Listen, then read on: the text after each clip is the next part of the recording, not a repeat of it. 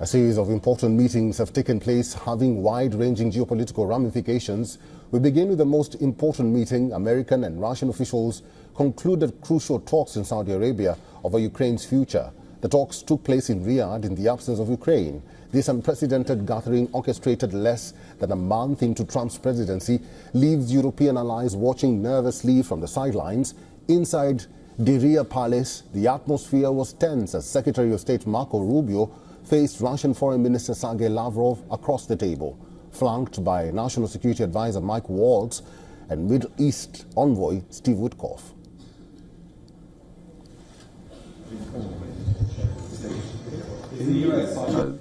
Actions. It's based on commitments that are kept.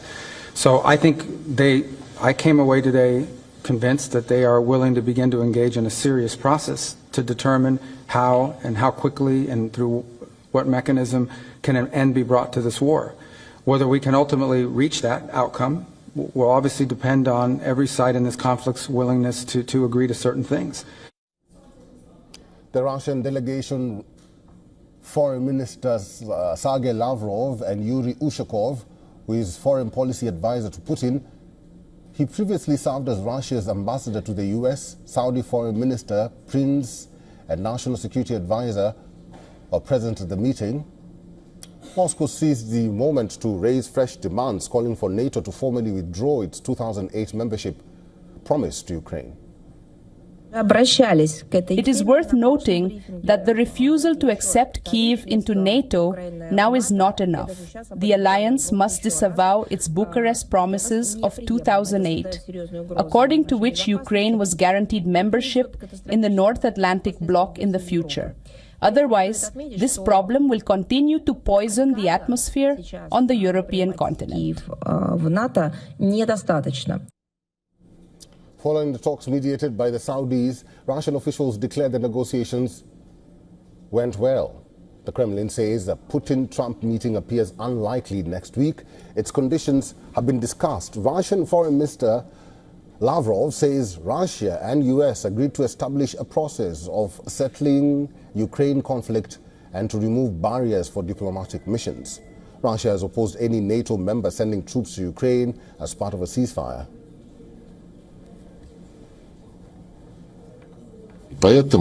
So, as we explained today, the appearance of troops of armed forces from the aforementioned NATO countries, but under a foreign flag, under the flag of the European Union or under national flags, does not change anything in this regard.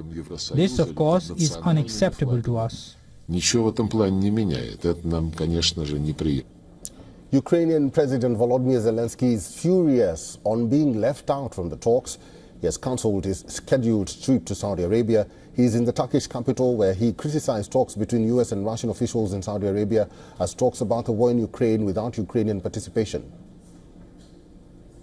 Negotiations are taking place between representatives of Russia and the United States, again about Ukraine and without Ukraine.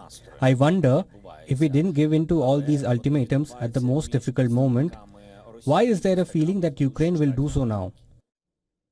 European leaders hastily gathered in Paris, grappling with this radical American pivot. Their primary fear, Trump might rush into a deal with Putin that not only ignores European security interests but effectively rewards Russia's aggression, potentially emboldening future threats against neighboring states. EU finance ministers, on the other hand, are meeting in Brussels to discuss greater flexibility in budgetary rules to allow for more military spending. A shock switch in policy from the US has prompted calls for Europe to ramp up its own defense capacities through higher spending.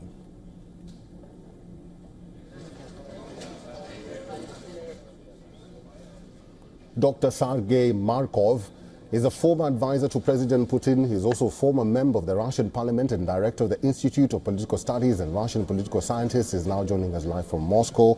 Mr. Markov, thank you very much for making time for us and welcome to the program. There is so much confusion. There have been so many loopholes and setbacks even before these much anticipated peace talks are held between President Trump and President Putin. In your own view, some of these loopholes or some of these challenges, including Ukraine not being included in the talks, do you think if they go on or if they pile up, these peace talks will happen? Yes, we have this meeting as a door open to the diplomacy, to peace talk. You may know that because the American initiative under the previous administration, diplomatic relations between Russia and United States of America have been in fact frozen, and it was not able to act. And now it's open the door for diplomacy. And, you know, it's impossible to move from the war to the peace without diplomacy. And United States and Western countries not only was main aggressor, they overthrown democratic elected president of Ukraine 2014, imposed repressive illegal regime to Ukrainian people and started the war against Russia on Ukrainian territory. But also they blocked any diplomatic efforts. That's why it was impossible to have peace negotiation before Donald Trump to come to power. Now he come to power and started diplomacy again. It's very good. We don't know what will be the position of the peace deal on Ukraine and on another opportunities. But it's impossible to talk with close the door, with closed democracy. Open the door. Dr. Markov, Dr. Markov, it's interesting that you're saying that you know, talks should be held when there's an open door policy and when there's diplomacy, and we are talking about diplomacy. But I think when you talk about diplomacy, you need to involve everyone on the table. If you exclude some parties from the table, there is no sense of diplomacy there, is there? No, not exactly. If you want to have peace, you should invite those who support peace. If you invite those who want undermine peace, it's senseless. You know, Vladimir Zelensky is a maniac of the war. He tried to continue the war as much as possible because he was stopped. He immediately will lose the power, and he will be under the Ukrainian investigation and court because he failed. He promised Ukrainians peace, but he moved Ukraine to the total war and killing almost thousands of millions of Ukrainians. So no reason to invite Zelensky to discuss the peace now. First, those who support peace should come to some kind of compromise, and then to invite some others. And same as Europeans. Now European leaders support the war. Another issue that fact Russia and America, now democratic country in the big sense. Russian president represent position of the most of the Russian citizens, and American president Donald Trump represent position of American president. Zelensky don't represent Ukrainians. Ukrainians want peace as much as possible, and Zelensky want only war. Same with European leaders. You may know that popularity of the government in Great Britain, France, and Germany almost close to zero because same reason. European people want stop migration and stop war in Ukraine.